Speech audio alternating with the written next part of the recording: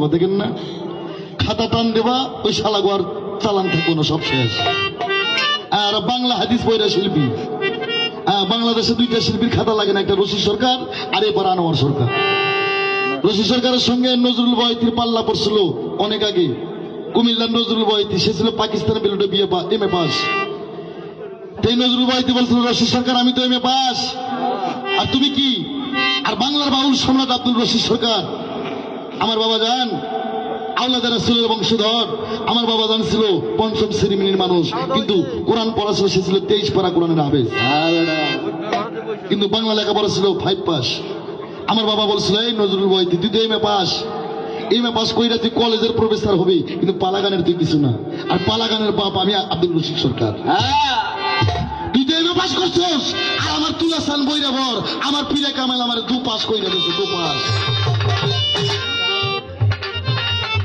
আমার বাবা রশিদ সরকার আমার 2 পাস করিয়ে দিছে,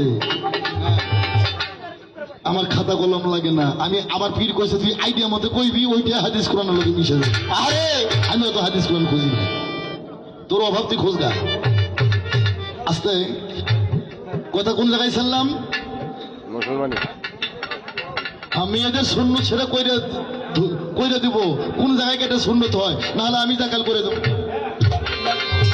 স্পষ্ট কোরআন থেকে, এটা আমার কথা না, লালন বলছে, সুন্নাত দিলে হয় মুসলমান, নারী নোকের কি হয় বিধান, ব্রাহ্মণ শুনে পৈত প্রমাণ, বামনি শুনে কিসে, জাত গেল বলে এ কি আজব।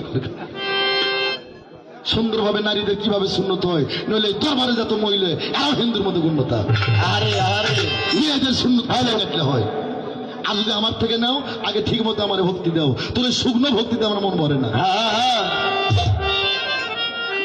আমি বলি নাই, পরবারি পর নারী কেউ করো না হরণ, পারে যাতে পাইবা না রে মন, 84 লক্ষ যিনি ভ্রমণ করে হবে মানব জনম। ওরে আসা যাওয়া যেখানে ভক্তি আছে সেখানে